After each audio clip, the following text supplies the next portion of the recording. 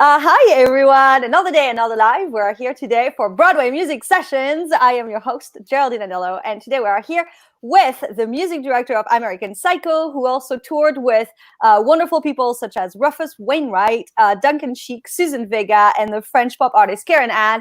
Help me welcome Jason Hart. Hello, with Jason. How are you doing? I'm fine. I'm fine. How are you? I am so good. So I'm so excited you're here because I don't know if you remember this, but I had written you back during the time of American Psycho because I was like, well, do you need someone? And I remember your answer was something about the fact that you were specifically looking for people who had experience with Ableton, which back in 2016 was far from being as common as it is just a few years later. 2020, Ableton, cool, we all got it, but not at that time. So do you feel like it was one of the first main shows to use Ableton, and how was your experience using Ableton in that context then? Well, first of all, I remember you writing me. So yes, you made an impression. Oh boy. You were so enthusiastic. No, it was great. You know, it was interesting because it was my first Broadway show. And so one of the many things I wasn't totally prepared for was the way that musicians, music directors, music assistant types would come out of the blue and reach out to me primarily via Facebook. But somebody wrote me a letter to my house. Oh. Sent me their resume to my house. Yeah, that was creepy. Like they got my address through the Union Book or something. They also made an impression. They made an impression, but not such a positive one. But yes, I remember you. It's true. We definitely were on the cutting edge of the use of Ableton in commercial theater, and filling that chair. I mean, I had identified kind of two people at that time. One was Scott Wasserman, who had just done Hamilton and is kind of like the it boy of Ableton. We love him. And I met with him, and he was really sweet and great. And I was all ready to hire him, or our team was. And then all sorts of complicated things started to happen about the number of musicians and yada, yada, yada. So it turned out that I needed somebody that could actually play in the band too, and not just keyboards. So that's how, and then I found Charlie Rosen, who we all know and love. And he happens to be, in addition to being an incredible multi-instrumentalist and orchestrator, is an Ableton whiz. He also had a relationship with Ben Walker, who played Patrick Bateman, because they had all done Bloody Bloody Andrew Jackson together. So there was a kind of synchronicity in using Charlie, and finally they had done One Man, Two Governors in the UK. So our music supervisor knew of him.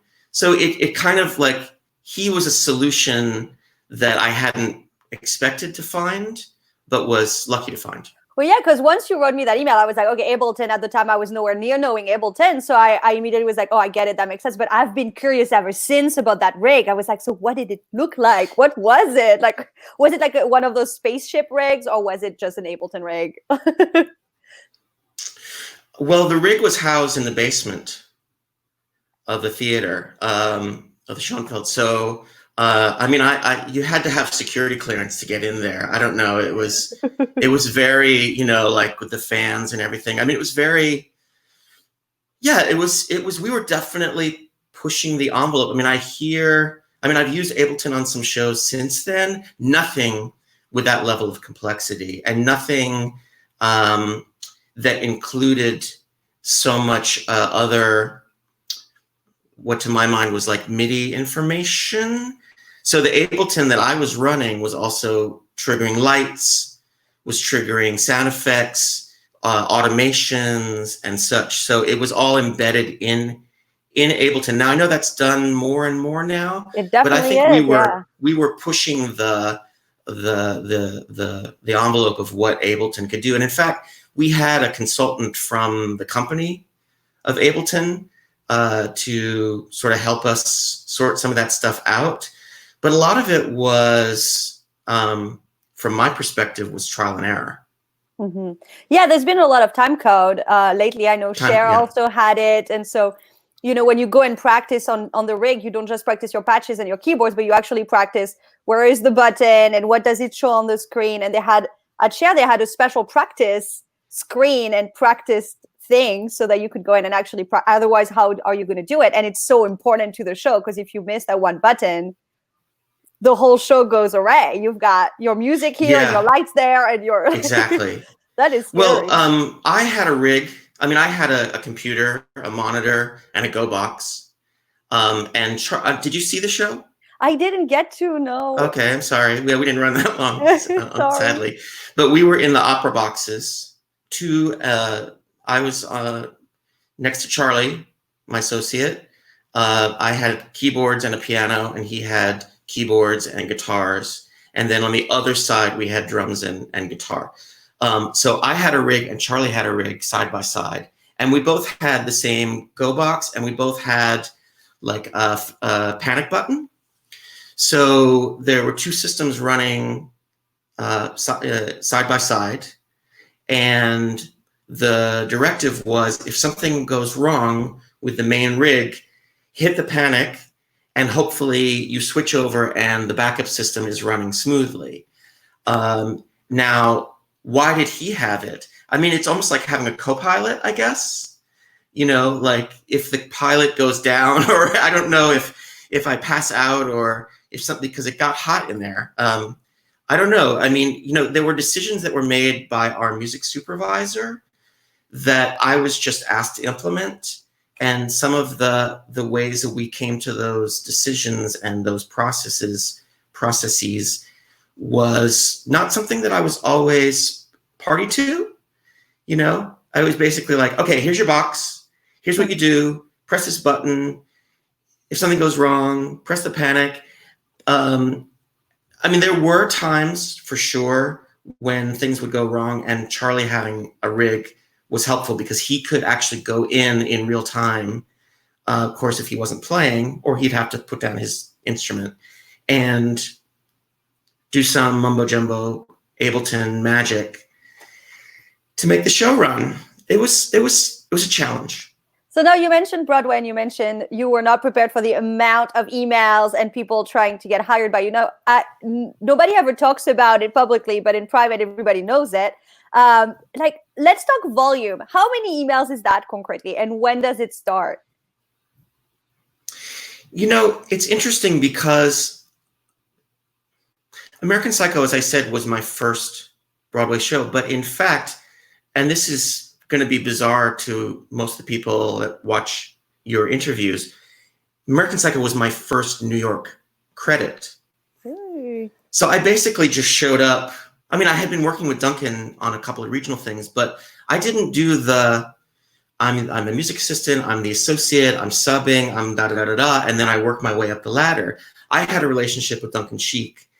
He wanted me to do the show. He, for whatever reason, believed in me. And he had because he had just come off of Spring Awakening, he had the power to make just blanket decisions about the music team. So he would say to a producer or a director or a whomever, Jason's my guy. Mm-hmm. And the producers would say, like, oh, but he hasn't done Broadway. He doesn't have a list of regional credits a mile long. We don't know him, et cetera, et cetera. And Duncan said, like, Jason's my guy. This is the person I want to do it. So I'm forever grateful to Duncan for his faith in me. But so in answer to your question, when it was announced that American Psycho was happening, yeah, I got people that reached out to me, but I don't think I don't know, a lot of people didn't know who I was in the theater world in New York, because interestingly, going into the last show I did, which was off Broadway, which was called Bob and Carol and Ted and Alice, done at the New Group. So now we're cutting to, so Psycho opened in 2016. Now we're cutting to late 2019. I put a post in the Facebook music directors group that I was looking for a music assistant, because I had asked a few of my regulars and they were busy, and I also wanted to kind of like, I don't know, work with different people and mix it up a little bit. I put that and I literally got over 100 applications to be a music Whoa. assistant on an off-Broadway show. Oh yeah. And you know what that pays and what that's all about. I mean, I think I must have gotten 20 or 30 solicitations from people who were interested in like an associate position. Then I got a few from musicians, bass players, drummers. I remember I got one from a trombonist, which was, there was no trombone in American Psycho. I remember one time somebody writing me about them also wanting to apply to a show I was doing that absolutely did not have that instrument in the pit. And so I said, that instrument isn't in the orchestration. And their response was like, well, maybe it's time. Exactly. No. Yeah. I mean, so some of them, I try to, I think it's really, I try to treat each one, except for the guy that mailed his to my house. That was not appropriate. Just hired a guard. I try to respond to everybody, first of all, and actually say, like I responded to you, and say, there is no trombone in this score, or I needed somebody that's really good with Ableton, or in the case of looking for the music assistant on that show at the new group, I needed somebody that was very good with Finale. That's not so difficult.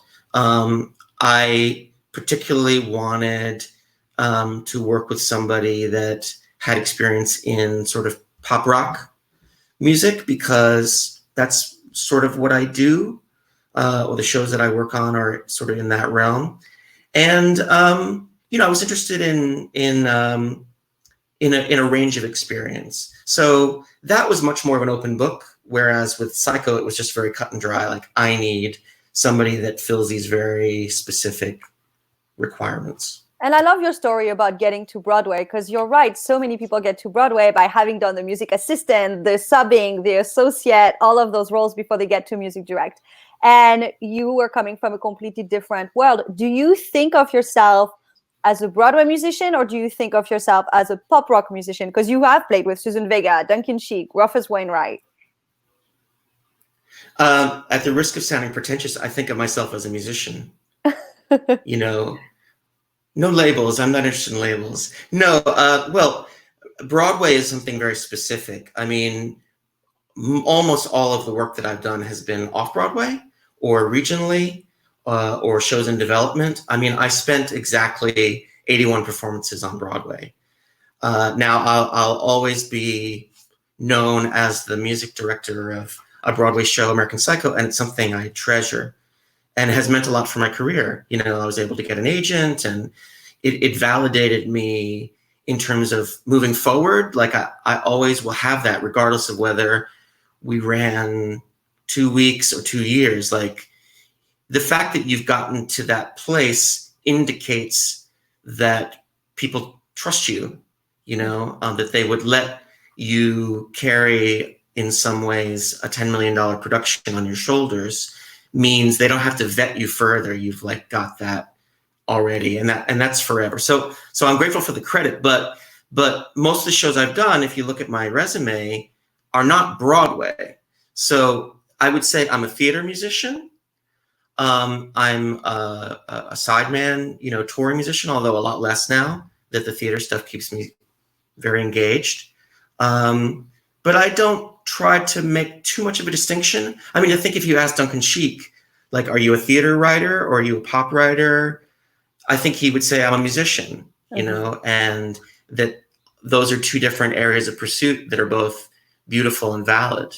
Yeah, we have a follow-up question from Christopher, from what we were talking about. You receiving over 100 applications to your music assistant job that you posted.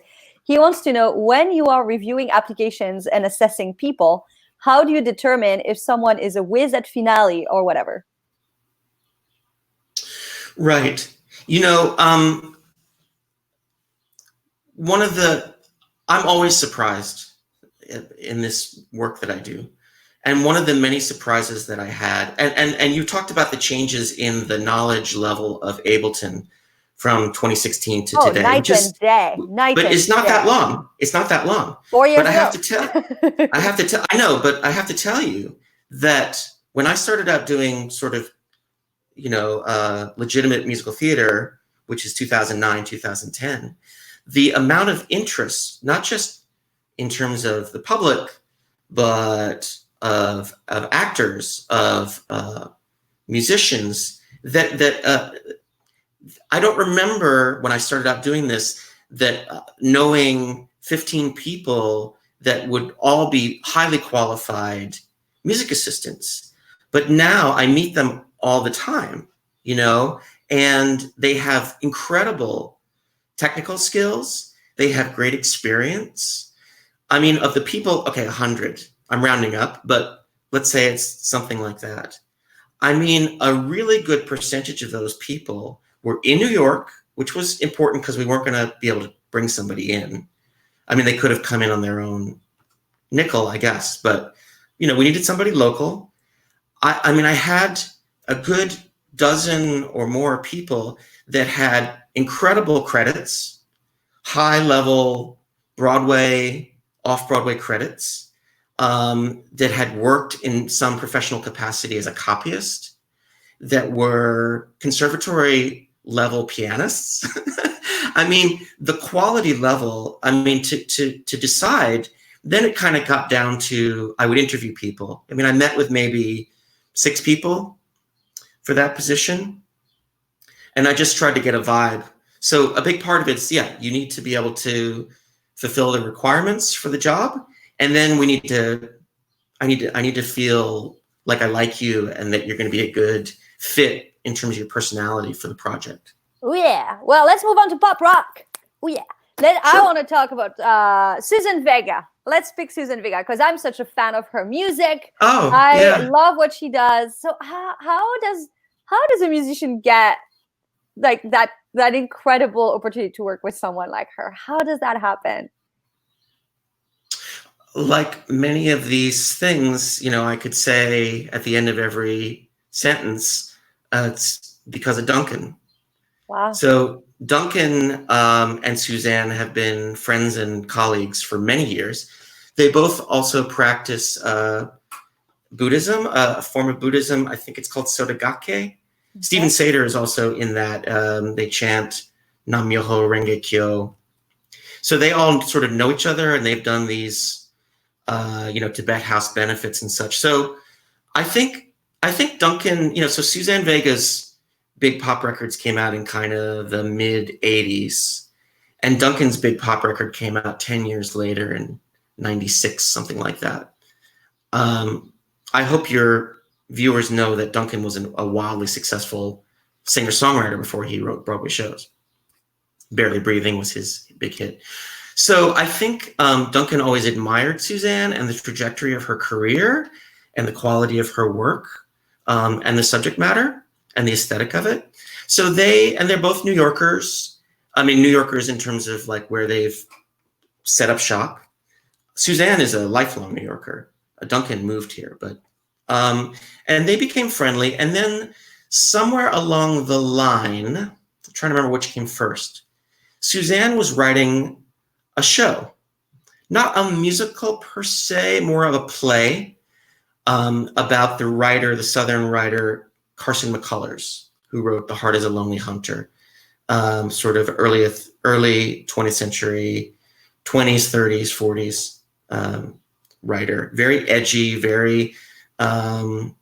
She was kind of an enfant terrible of letters because she wrote The Heart is a Lonely Hunter, which is about race when she was like in her early 20s. Anyway, Suzanne was writing this play, and then she had some songs, and somewhere along the line, it's a long story, but she asked Duncan, who was her friend, if he would maybe help her develop these songs.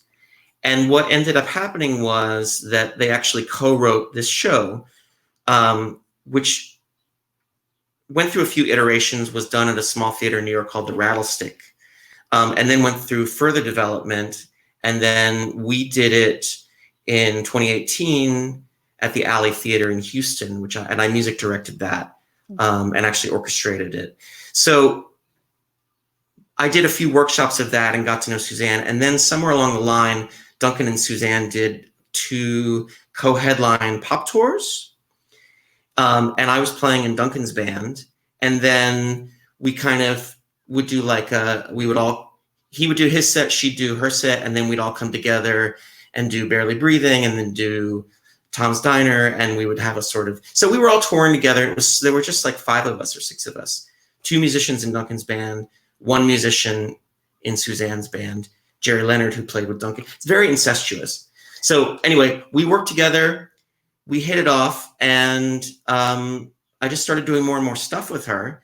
And then finally, I don't know if you know, but she ended up joining the cast of this last show that I did, Bob and Carol and Ted and Alice, because Duncan was meant to play a kind of a narrator role in the show. And then it turned out to not work out in terms of timing, and he just had too much on his plate. So I called Suzanne, who I thought would be a great fit for it. And I said, hey, I know you've got the acting bug. And she was like, okay, I'll come check it out. And she joined the cast and was brilliant in it. Oh, how fun. So since everything goes back to Duncan Sheik, what is it like working with him? It's really great. I mean, I feel so lucky to work with somebody who writes such beautiful music, and that their music aligns so well with my own musical taste. You know, so it's a really good match. Duncan, you know, I mean, he's got his own eccentricities, like every artist. He likes to have a team, and I benefited from that. Like, he likes to work with the same engineer, and he likes to work with the same sound designer, and he likes to work with the same music director and the same orchestrator, Simon Hayden, a lot of the times. So he likes to have people around him that he's familiar with, that he trusts, that he knows that they understand him and he understands. And he's been very good to me. And what's really great is that he's been very generous in terms of allowing me to do more and more. Because what started out as music directing, then when we were developing American Psycho, I wrote a vocal arrangement of the Phil Collins song In the Air Tonight. And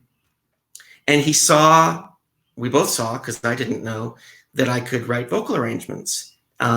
So then, as other shows were developed, he asked me to be the vocal arranger. And then we started developing a show called Because of Winn-Dixie, and he was busy doing other things, so who's going to write the orchestrations? I said, well, I can. Oh, okay, you do it. So then he let me, you know, I still had to deliver, but he's always been very generous and supportive and kind. And I don't have anything but wonderful things to say about Duncan Sheik. That's so fun. We have a fun question that came in from Sam, who says he has a weird Sophie's choice. If you could bring, so these are 2 shows Jason has done, everyone, just so you know. If you could bring one of either Alice by Hart or Secret Life of Bees to Broadway immediately, well, when it resumes, which one would you want to music direct again first? First. Well, Alice by Hart is a beautiful score and a beautiful show.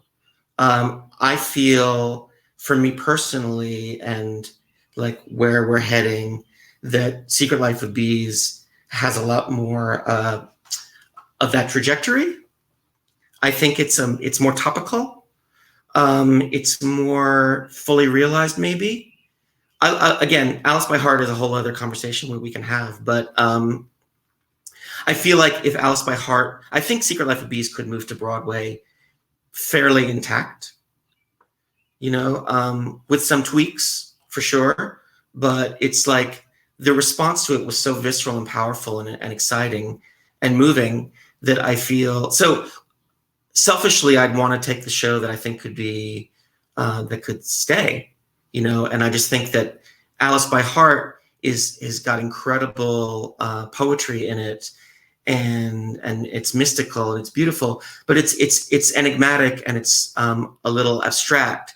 So I feel like it would be it would have to really work to find its place. Mm-hmm. Well, I'm so excited to see Secret Life of Bees. Hopefully I'll get to, because I didn't get to the first time. So crossing fingers, that would be really fun. Yeah. I mean, there was the plan. I don't think I'm giving anything away because it was talked about, to take it to London and then hopefully bring it to the West End and then bring it back to Broadway. It's a little circuitous, but we have a British producer now who's sort of taken the lead. I don't know if you know who Margot Lyon was. She produced famously Hairspray and a bunch of other shows. She passed away, sadly, about 3-4 months ago. I'm losing track of time with this isolation, but she passed away. She had a long illness, and so the leadership in terms of the producing needed to be reestablished. So the talk was to bring it to London and then develop it there a little bit further and then bring it back. Of course, that's all on hold. But I think if I were a betting man, I would say it might have a production in the UK next. That show is very much alive. These things take years and years, so they do. So crossing fingers. I can wait. And then group field trip to London. Oh yeah. Right. And then we'll bring those London people over to New York. That'll be fun.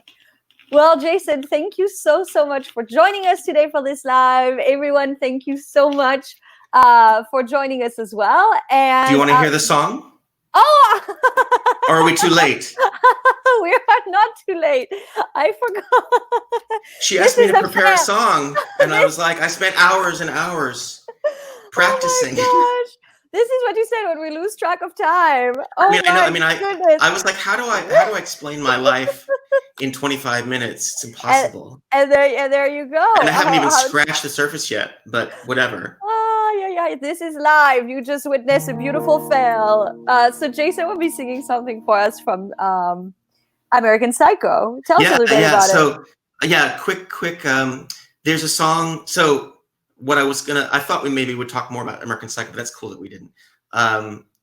Just because I have such complicated feelings about it. Beautiful ones, but powerful and challenging ones. Like what? There's a song called Common Man that he sings. He meets these prostitutes and then they have this really, really dark kind of orgy. And he basically sings about, it's a song about his narcissism, but it's in its original conception. It was really more about his alienation from his fellow man. And the song developed and the lyrics changed a lot. Actually, there's a UK recording of American Psycho, and we never got to do a Broadway cast record because we closed so quickly, but the song evolved a lot. But I thought it'd be fun to do a bit of the original version of it for the Psycho completists out there. So I'll just take a stab at this. Can you hear the piano? I sure can. Okay, let's see what we got here.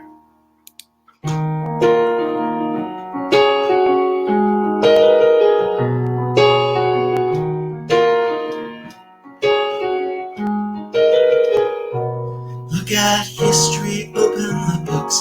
There are statues with great looks. There are gods, there are kings.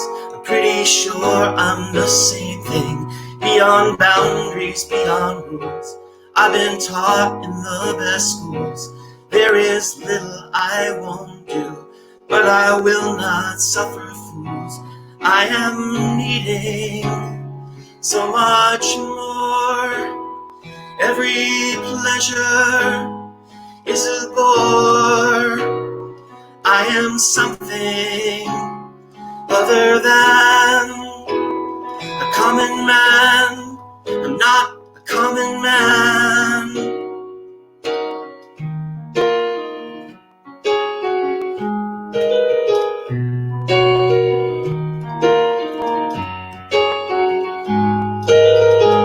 I do suspect I'm one of you. I know for sure I'm something new. Maybe I'm rising above all the wasted time, being kind, craving love. I am needing so much more. Every pleasure is a bore. I am something other than a common man, but not a common man. I am not here, I am not there, I am nobody, I am nowhere. I am something other than a common man, but not a common man.